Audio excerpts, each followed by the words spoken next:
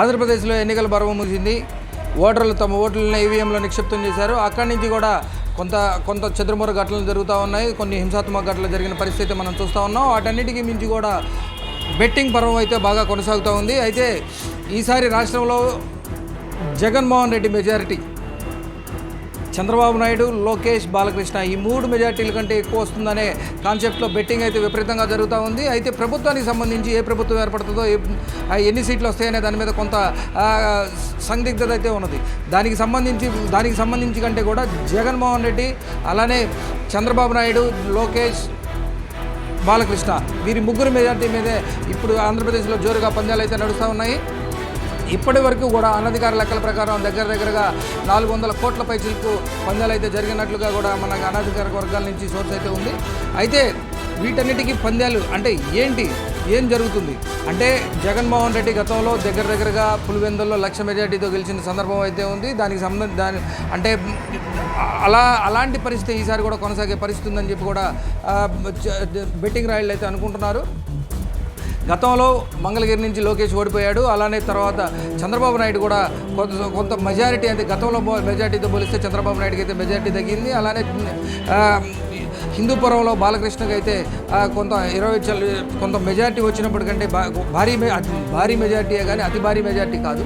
Majority వచ్చినప్పటికీ కూడా ఈసారి ముగ్గురు మెజారిటీ కూడా ముగ్గురు మెజారిటీ కలిపి కూడా జగన్ మెజారిటీని దాటమనే కోణంలో ఆంధ్రప్రదేశ్లో బెట్టింగ్లు అయితే విపరీతంగా జరుగుతున్న నేపథ్యం అయితే కొనసాగుతూ ఉంది. అంటే చూసుకున్నట్లయితే గతంలో చంద్రబాబు నాయుడిని కనుక చూసుకున్నట్లయితే గతంతో పోల్చుకున్నట్లయితే భరత్ మీద అంటే కొంత మెజార్టీ తగ్గినప్పటికీ ఈసారి మెజార్టీ ఇంకా తగ్గుతుంది. అసలు గెలవలేడు అనేది కూడా చంద్రబాబు నాయుడు గెలవలేడు అనేది కూడా వైసీపీకి సంబంధించిన నాయకుల వాదన. అలాంటి పరిస్థితుల్లో ఈసారి హిందూపూర్లో కొంత బాలకృష్ణకి కొంత ఇబ్బందికరమైన పరిస్థితులు నెలకొని ఉన్నాయి.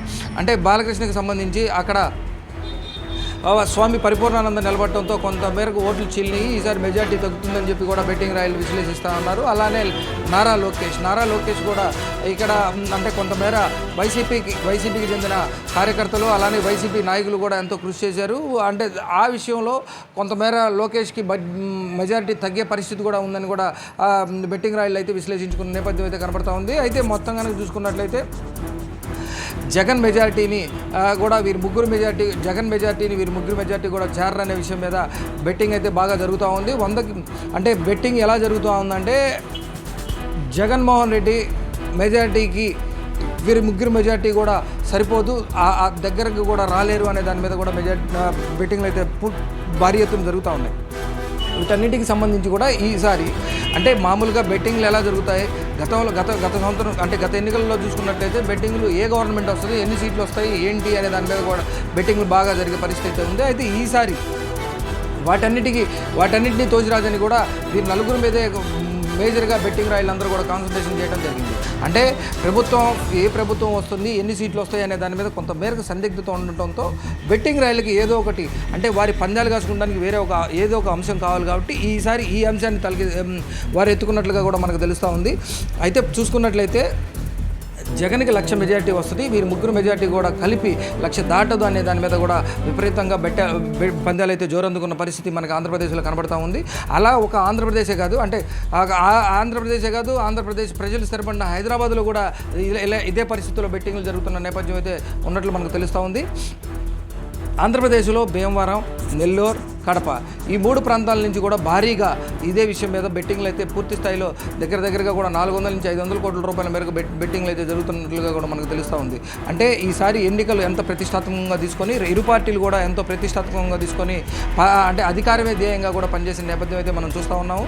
ఒకవైపు వైసీపీ తమ సంక్షేమ పథకాలు తమకు అధికారాన్ని చేపడతాయని భావిస్తుండగా, అలానే టీడీపీ, జనసేన, బీజేపీ ముగ్గురు కూడా ఎన్డీఏ కూటమి తమకు బలమవుతుందని ముగ్గురు ఈసారి ఓటు బ్యాంకు చీలకుండా ఏదైతే ఎన్డీఏ కూటమి ఈసారి భారీ మెజార్టీతో కూడా అధికారం చేపడుతుందని ఎన్డీఏ కూటమి వ్యక్తపరుస్తూ ఉంది. అలానే అధికారులు కొంత ఏదైతే ప్రభుత్వ ఉద్యోగులు కొంత ఆగ్రహంతో వైసీపీ ప్రభుత్వం మీద కొంత ఆగ్రహంతో ఉన్నారు, అది కూడా ఆ నెగిటివ్ ఓటు కూడా చెల్లకుండా ఉండటానికి, అలానే ప్రజల్లో ఉన్న నెగిటివ్ ఓటు చెల్లకుండా ఉండటానికి ఎన్డీఏ మేము కూటమి ఏర్పడామని, ఎస్పెషల్లీ జగన్ విధ్వంసకర పాలనని అంతమొందించడానికి ఎన్డీఏ 3 పార్టీలు కూడా భాగస్వామ్యాన్ని చెప్పుకొస్తున్న నేపథ్యంలో ఈసారి 3 పార్టీల కూటమి కూడా తమ అధికారాన్ని గ్యారంటీగా హస్తగతం చేసుకుంటామని చెప్తున్న నేపథ్యంలో ఈ 2 పార్టీల మధ్య ఉన్న అంటే ఎవరు అధికారం దక్కించుకుంటారు అంటే మనం ఓటింగ్ సరళంగా పరిశీలించినట్లయితే గతంతో పోలిస్తే ఈసారి కసిగా